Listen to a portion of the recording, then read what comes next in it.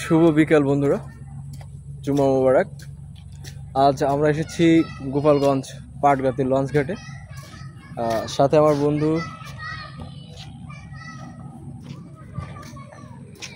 সজল জাতির উদ্দেশ্যে একটা ভাষণ। সজল আছে এই সাইডে, আমার ক্যাডার বন্ধু রিফাত।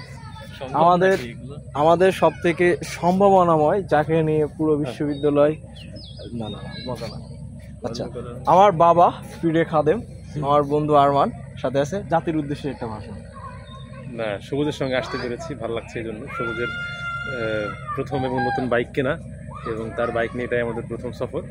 সো সেটা ভেবে আসলে ভালো লাগছে, আনন্দিত। সবুজকে ধন্যবাদ। আমি তো সবসময় আশীর্বাদ পেয়েছি, আমার বাইক কিন্তু আশীর্বাদ, বাইককে আশীর্বাদ করে দিব আজ সব হবে। আমার বন্ধু অনিমেষ কীর্তনিয়া। আমাদের যাওয়ার কথা ছিল গণেশ পাগলের মেলা, বাট আমরা যাইতে পারি না। কিন্তু আশ্চর্যজনকভাবে আমরা একটা মানুষকে দেখতে চাই, যাকে না দেখালেই নয়। আমাদের সবার প্রিয় মুখ, সবসময় ক্যামেরার বাইরে থাকে। বন্ধু, জাতির উদ্দেশ্যে একটা বয়ান দিয়ে দাও তো, বিশেষ করে সজলকে উদ্দেশ্য করে।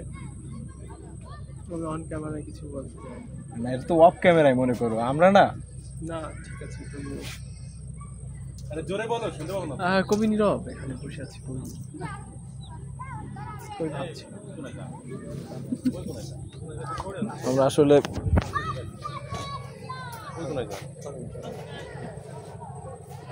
ব্যাক এবং সামনে দুটো দিয়ে একবারে করা যায়।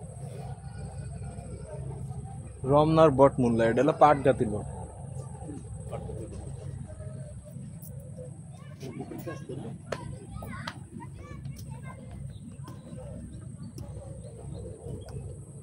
জাতির উদ্দেশ্যে আরো কিছু বলতে চাই।